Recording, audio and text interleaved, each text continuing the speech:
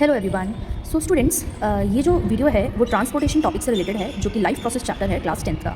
ठीक है, इससे पहले वाली वीडियो में हमने digestion and respiration complete detail explanation मैंने वीडियोस के अंदर दी है। आप उन्हें देखिएगा तो आपको ये स्टेप बाय स्टेप आपको ये प्रोसेस समझ में आएंगी। ठीक है, अब ये जो ट्रांसपोर्टेशन वर्ड है ये क्या है, सबसे पहले हमें इसे समझना है। अब देखिए स्टूडेंट्स, जैसे कि हमें पता है कि डाइजेशन का मतलब क्या होता है, ब्रेक डाउन ऑफ फूड। ठीक है, रेस्पिरेशन क्या हुआ था कि जो हमारा डाइजेस्टेड फूड होता है उससे हमें एनर्जी कैसे मिलती है in the presence of oxygen. ठीक है, तो अब एक्चुअल में जो हम खाना खाते हैं और जो ऑक्सीजन हम इनहेल करते हैं, ठीक है, उनको ट्रांसपोर्ट भी तो कोई करने वाली चीज़ होगी ना हमारी बॉडी के अंदर या हमारे ऑर्गेनिजम्स के अंदर। तो yes, there is a well developed transport system in our body, that is circulation. ठीक है, दैट इज़ सर्कुलेटरी सिस्टम, जो कि मैं आपको अब आने वाली वीडियो में समझाऊंगी। ठीक है, तो ट्रांसपोर्टेशन का मतलब समझ में आ गया, यानी कि किसी चीज़ को ट्रांसपोर्ट करना है। अब किसी चीज़ का मतलब ट्रांसपोर्ट का मतलब ऐसा तो है नहीं कि हमारे बॉडी के अंदर व्हीकल्स चलेंगे। ठीक है, ये ट्रांसपोर्टेशन में हमने वही सुना है तो वो उससे रिलेटेड होगा। तो ट्रांसपोर्टेशन का बेसिक मीनिंग हमें समझना है कि किसी चीज़ का एक जगह से दूसरी जगह जाना। ठीक है, जैसे हमारी बॉडी के अंदर हमारा जो फूड होता है वो तो हम माउथ में लेते हैं, यानी कि एलिमेंट्री कैनाल में वो रहता है।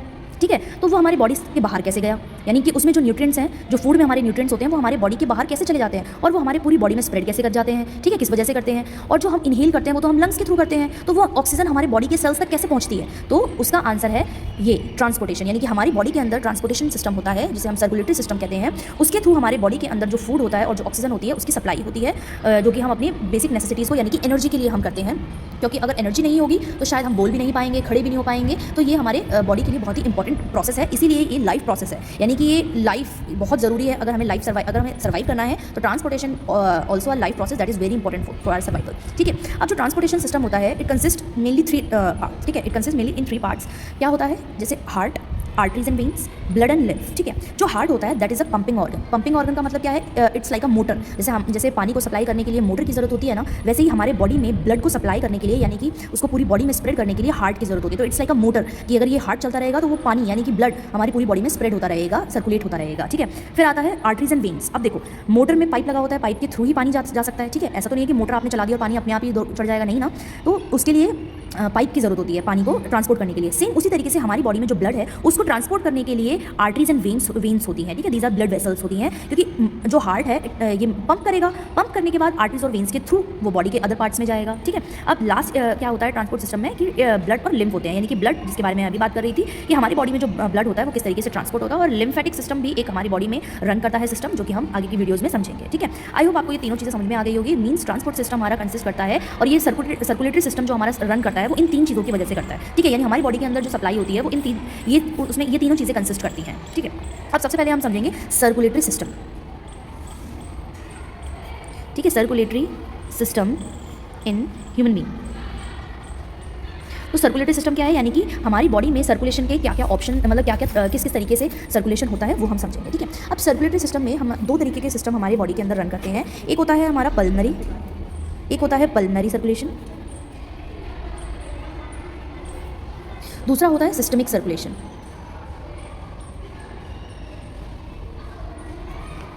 ठीक है, अब पल्मनरी सर्कुलेशन और सिस्टमिक सर्कुलेशन में क्या डिफरेंस है तो ये सर्कुलेशन ही, बट ये दोनों अलग तरीके से है। किस तरीके से अलग है, देखिए, जो पल्मनरी सर्कुलेशन होता है उसमें जो ब्लड होता है वो मूव करता है हार्ट से लंग्स, यानी कि हार्ट से वो लंग्स की तरफ मूव करता है और बैक हो जाता है वापस हार्ट में।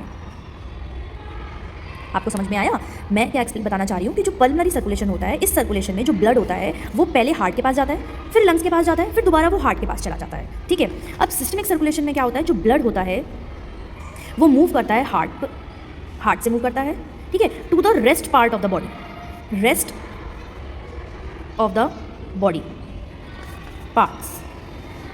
ठीक है, और वापस से फिर वो हार्ट के पास चला जाता है।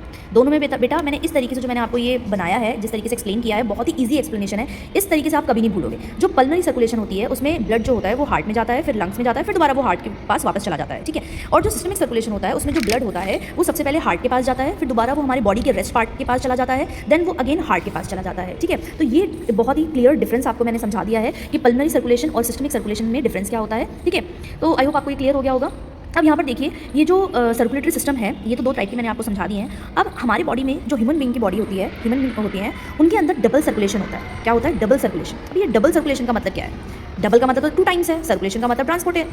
ठीक है, तो हमारी बॉडी के अंदर जो ब्लड होता है, ठीक है, जो ब्लड होता है वो ट्रैवल करता है हार्ट में 2 टाइम्स।